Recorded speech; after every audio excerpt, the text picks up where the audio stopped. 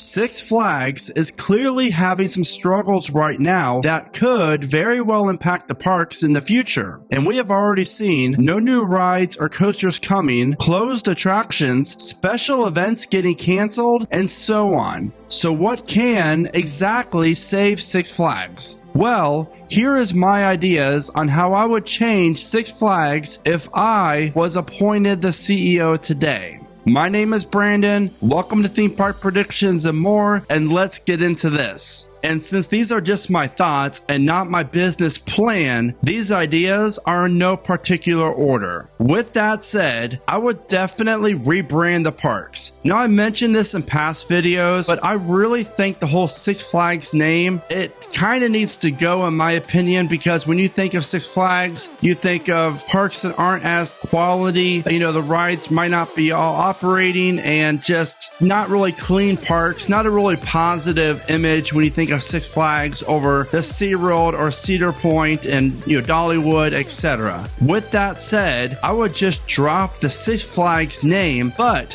put it at the end of the actual park name. For example, Magic Mountain, a Six Flags theme park, or Great America, a Six Flags theme park. I really like that because most of the GP call it just Magic Mountain or Great Adventure anyways, but this way it kind of cleans it up and each park has more of an identity opposed to just Six Flags over Texas, Six Flags St. Louis, etc. I've always liked that, and I really do think it would go a long way with the rebranding of the company to more of a positive change going forward. I would obviously have to focus on the whole guest experience. From the moment the car pulls up to the parking tolls until that park leaves my property, I want to make sure every guest has the opportunity to have the best experience possible. And that means all rides and the areas around them would be open, obviously with some exceptions, but I would make sure that the guests know that when they come to one of my parks, they're going to get a great experience, and most of the attractions, if not 95% of them, will be in operation. And the guest experience goes so far when you have friendly employees, a great clean park, well-maintained rides, and just a nice infrastructure.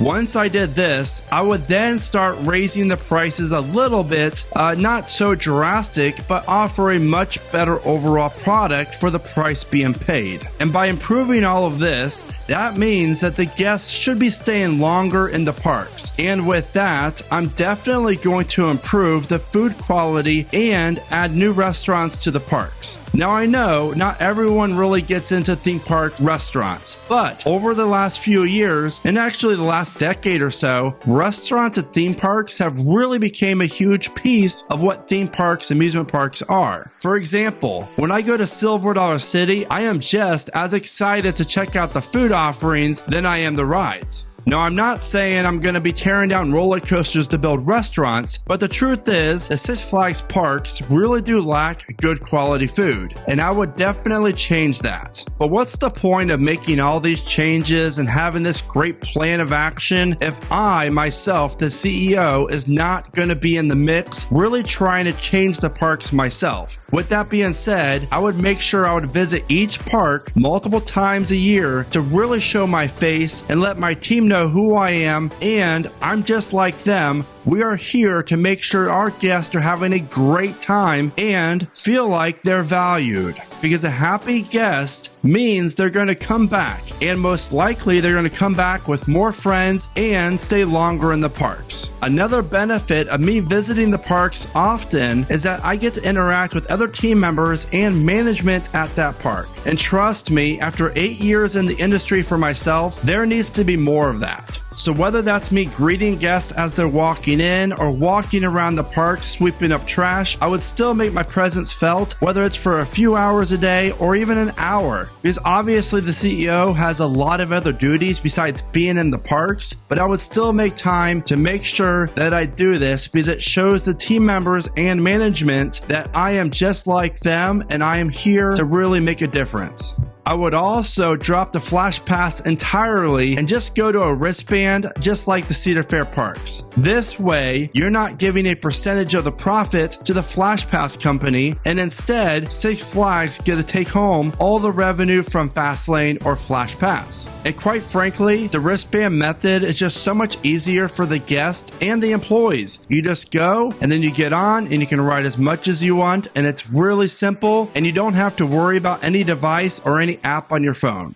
I would also really focus on the biggest problem child for Six Flags, and that would be Six Flags America. And there is no reason why this park does so bad. Really, there is no excuse because you have Washington, D.C., Baltimore right there. You probably have around 30 million people within an hour or 2 hour drive from the D.C. park, and yet they might get 1.5 million visitors a year. That is unacceptable. So I would make sure that is my project, and I will do whatever I could to make that park a very viable one going forward due to the location as well as the park property. It really is a nice park.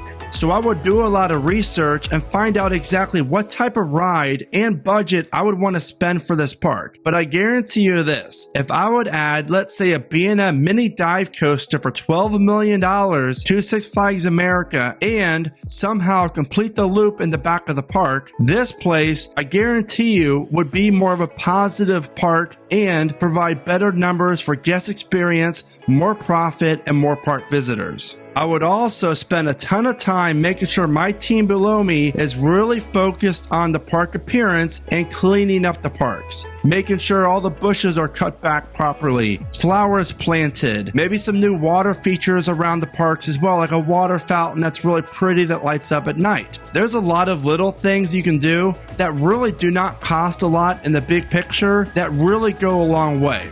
I would also promote Jeffrey Seifert, who is the GM at Fiesta, and Pete Carmichael, who is the GM at New England, to a new corporate role that oversees the parks and focus on operations, cleanliness, and future attractions. And it's obvious that they are some of the best GMs in the entire industry here in America. So I would also make sure they're in charge of GM training. That way, any future GM in the Six Flags parks would get hands-on training from Pete and Jeffrey going forward. And honestly, I think that would go a long way. It's obvious that a huge problem that the Six Flags parks are facing is staffing. So I would study and learn what SeaWorld Parks and Hershey and Cedar Fair are doing for their employees, since those parks are staffed better overall. I would also make sure I try some incentive to really make sure my employees are being hired are going to stay on board and be good quality workers. Now, obviously, not everyone's going to work out,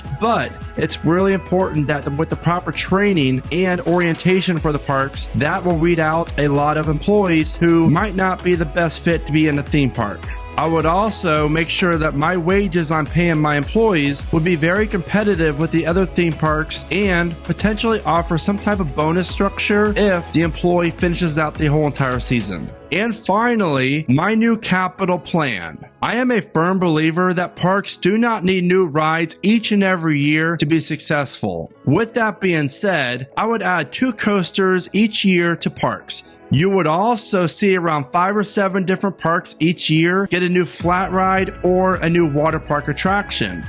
And the rest of the parks, they would focus on park improvements mainly and adding new special events or really beefing up the special events they already offer. And then you just rotate this. So basically every park would get something new, whether it's park improvements or a new flat ride or a new roller coaster. I would also make sure that Magic Mountain, Great America, and Great Adventure don't get new coasters every 2 to 3 years unless it's needed. But it's also important to note that I'm not going to give La Ronde or Frontier City, Darien Lake new coasters every 3, 5, 6 years just because that park doesn't warrant it and doesn't need a new coaster that often. So I would really make sure this capital plan would benefit every single park, but be very thought out and strategic. So there you have it. That is how Brandon from Theme Park Predictions and More would change Six Flags if they appointed me to be the CEO starting now. And I would love to know what you think about my vision for the parks, how I would change them, and anything else I didn't mention. Please share in the comments of how you would change the Six Flags parks if you were the CEO. And as always, thank you so much for watching. Remember to smile today, think positive, and keep riding coasters.